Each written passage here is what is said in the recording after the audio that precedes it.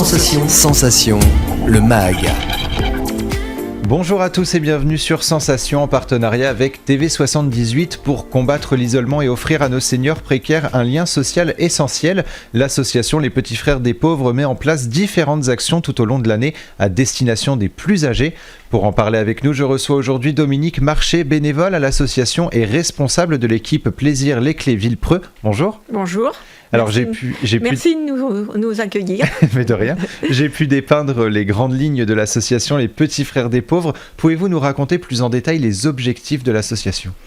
Les objectifs, c'est d'essayer de rompre l'isolement des personnes en situation précaire, puisque nous accompagnons surtout des personnes qui n'ont pas ou peu de famille, qui ont peu de moyens. Donc c'est retisser du lien social. Alors, quel est votre rôle au sein de l'association et qu'est-ce qui vous a conduit à la rejoindre ? Alors, au sein de l'association, je suis bénévole depuis 12 ans. Je suis responsable de l'équipe. Et ce qui m'a conduit à la rejoindre, c'est... J'ai accompagné mon père pendant très longtemps en maison de retraite et je me suis rendu compte de l'isolement des personnes qui vivaient là, surtout celles qui n'avaient pas de famille, pas de la maltraitance vraiment, mais de la négligence. Et quand il est décédé, quelque temps après, j'ai décidé de rejoindre une association où s'occuper des gens âgés. Et ayant trouvé dans ses papiers justement des reçus de dons qu'il avait fait aux petits frères des pauvres, j'ai cherché et c'est comme ça que je me suis retrouvée à cette association. Il y a une prise de conscience finalement de votre part avec votre lien avec votre père. Est-ce que vous souhaitez aussi au sein de l'association faire prendre conscience aux citoyens que les personnes, les seniors, les personnes âgées sont en cas d'isolement et que ça peut être grave parfois pour même leur santé mentale ? Ah, c'est grave, oui, pour leur santé mentale, surtout pendant la période qu'on vient de vivre. Il y en a qui en ont beaucoup souffert, qui ont maigri, qui ne mangent plus, qui s'ennuient. Il y en a qui étaient à domicile, qui se sont retrouvés en EHPAD. Et effectivement, c'est une situation très compliquée pour ces personnes. Alors lutter contre l'isolement des personnes âgées est donc l'une de vos ambitions principales. On imagine que cet isolement a été beaucoup plus présent depuis le début de la crise sanitaire et vous venez de nous le dépeindre un petit peu. Comment est-ce que vous avez pu continuer vos actions et lutter contre cet isolement en pleine crise sanitaire ? Alors en pleine crise sanitaire, au tout début de la crise sanitaire, en plein confinement, on ne pouvait pas bien sûr leur rendre visite, mais ceux qui avaient le téléphone, on leur téléphonait. Ceux qui n'avaient pas le téléphone, on leur écrivait. On a un bénévole qui a fait des Skype avec des personnes qu'on suit sur les pattes de plaisir. Et on a également, à l'occasion de Pâques, fait livrer des fleurs à nos personnes à domicile. Alors l'isolement des personnes âgées ne date malheureusement pas de la crise sanitaire, ça l'a mis en exergue peut-être, mais ça ne date pas d'hier. Votre association existe d'ailleurs depuis 1946. Comment expliquez-vous que les seniors se retrouvent à un moment donné de leur vie isolés de la société ? Je pense qu'ils ne servent plus à rien. Ils sont souvent handicapés, ils sont peut-être une charge pour la société, on ne veut pas les voir. Et c'est pour cette raison, je pense qu'ils sont isolés. Et en France, une personne âgée sur 4 souffre d'isolement. On parle même de mort sociale.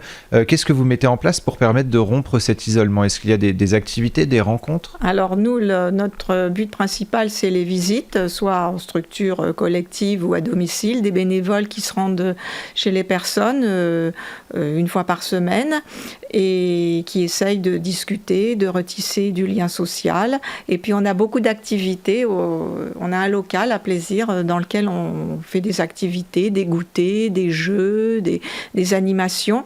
Et puis avant la crise sanitaire, on faisait une fois par mois une sortie collective. On essayait de les emmener visiter des musées ou les emmener en balade dans des parcs. Vous vous arrêtez pas seulement à la rencontre, à visiter finalement les personnes âgées, vous leur proposez des activités. Ça aussi, c'est important pour rompre l'isolement, de pouvoir sortir de chez soi. Oui, parce que les visites, on se trouve avec eux vraiment chez eux, mais effectivement, ils aiment bien aussi sortir, voir du monde, discuter avec d'autres personnes. Et puis, on a aussi des maisons de vacances où on peut organiser des petits séjours vacances à la semaine, au week-end prolongé. Et qui sont les personnes âgées qui peuvent être accompagnées par les bénévoles de votre association? Est-ce que c'est seulement des personnes âgées qui vivent en EHPAD ou c'est un petit peu toutes les personnes âgées? C'est en EHPAD, en foyer de vie, à domicile, en foyer résidence. Donc toutes ces personnes qui ont peu ou pas de famille en général et qui ont peu de moyens bien sûr, peuvent être accompagnées par les petits frères des pauvres. Est-ce qu'une personne en appartement seule par exemple peut aussi faire appel à vous? Ah oui, tout à fait. Appartement, maison, il n'y a pas de souci. Et comment justement on peut faire pour se tourner vers l'association Les Petits Frères des Pauvres? Est-ce que les proches, vous le disiez, hein, normalement c'est la plupart du temps quand il n'y a pas de proches ou peu de proches, alors justement quand il reste un proche mais qui habite loin, comment est-ce que ce proche-là peut faire pour vous contacter?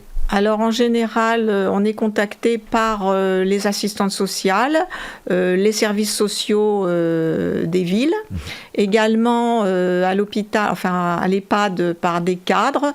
Et effectivement, quelquefois, s'il y a un proche, il arrive à trouver nos coordonnées et puis nous contacte pour nous indiquer qu'une personne de sa famille est un peu isolée. Et quelles sont les missions des bénévoles qui rejoignent les Petits Frères des Pauvres et surtout, quels sont les critères à remplir pour être bénévole? Alors, pour être bénévole, il n'y a pas de critères vraiment bien définis. Ce qu'il faut être, c'est être à l'écoute des personnes âgées, être quand même un petit peu disponible, bien qu'on a des bénévoles qui travaillent, hein, mais il faut être un petit peu disponible, être à l'écoute des personnes et puis ne pas avoir peur justement de rentrer en EHPAD et puis de voir la souffrance qui y règne. Est-ce qu'il y a une tranche d'âge spécifique pour rejoindre l'association ou justement est-ce que les jeunes sont les bienvenus finalement? Alors les jeunes sont les bienvenus. On a quelques bénévoles qui sont jeunes, peut-être plus au-delà de 60 ans parce qu'en retraite on a plus de temps, mais on a quand même des jeunes. Et on a aussi un partenariat avec un lycée à Villepreux, des jeunes qui se destinent à des carrières médico-sociales, qui sont très très investis aussi avec nous. Et à travers ce partenariat et les quelques bénévoles jeunes, est-ce qu'il y a cette volonté de se faire se rapprocher finalement les générations entre elles? Oui, bien sûr, les jeunes voient un petit peu comment vivent les personnes âgées, comment elles sont traitées parfois, et ils ont beaucoup d'empathie. Il y a une prise de conscience aussi. Et en plus, les personnes âgées aiment beaucoup les bénévoles jeunes. Mais c'est ça, je pense que justement, il y a ce côté, comment dire, on va dire, très actif dans la vie, oui. Et de l'autre côté, l'isolement. Est-ce que justement, c'est quelque chose qui matche bien entre les deux? Ça matche bien, ils sont gais en général, ils aiment bien rire, peut-être plus que les gens au-delà de 60, ça dépend. Hein, donc, oui, ils aiment cette jeunesse. Est-ce que vous avez déjà eu des cas, par exemple, d'un bénévole et une personne en situation d'isolement qui finalement deviennent amis presque, ont un lien amical et qui se revoient régulièrement? Alors, normalement, il y a des règles, hein, mais bon, naturellement, quand on est bénévole et qu'on accompagne des personnes, surtout sur le long terme, on s'attache à eux, bien sûr. Il y a un lien qui se crée et c'est pour ça qu'un bénévole ne voit jamais seul une personne âgée. C'est-à-dire il y a au moins 3 bénévoles qui voient la même personne pour justement éviter trop d'emprise, trop d'attache. Mais c'est ça qui est très difficile, c'est l'attachement aux personnes. Oui, et sur le territoire que vous occupez, c'est environ combien de seniors qui sont accompagnés chaque année et combien de bénévoles? On a environ une trentaine de personnes accompagnées entre le CHP de plaisir et le domicile, et les clés sous bois également. Et là, on va essayer de se développer sur Villepreux. Et à peu près autant de bénévoles, une trentaine, donc une partie des bénévoles réguliers, c'est-à-dire qui font des visites régulièrement toutes les semaines, et tous ceux qui sont ponctuels, c'est-à-dire les bénévoles qui viennent quand il y a des activités, des sorties, des animations. Vous fêtez vos 30 ans hein, de vos actions sur plaisir et les clés. C'est une fierté pour vous justement d'être là depuis 30 ans? Oui, c'est une fierté d'être là depuis 30 ans et on espère que ça va pouvoir se faire parce qu'avec les problèmes de crise sanitaire, on n'est jamais sûr du lendemain. Mais on espère pouvoir faire une grande fête, une journée porte ouverte pour nous faire connaître, ouvrir aux partenaires sociaux pour qu'ils voient ce qu'on fait. Et puis bien sûr, y associer aussi nos personnes âgées, celles qui pourront venir. On espère fêter les 40 ans avec vous. Merci beaucoup Dominique Marché d'avoir été avec nous sur Sensation. Pour plus d'informations, on peut se rendre sur le site petitsfrèresdespauvres.fr et pour revoir ou réécouter cette émission, rendez-vous sur notre site et application Radio Sensation.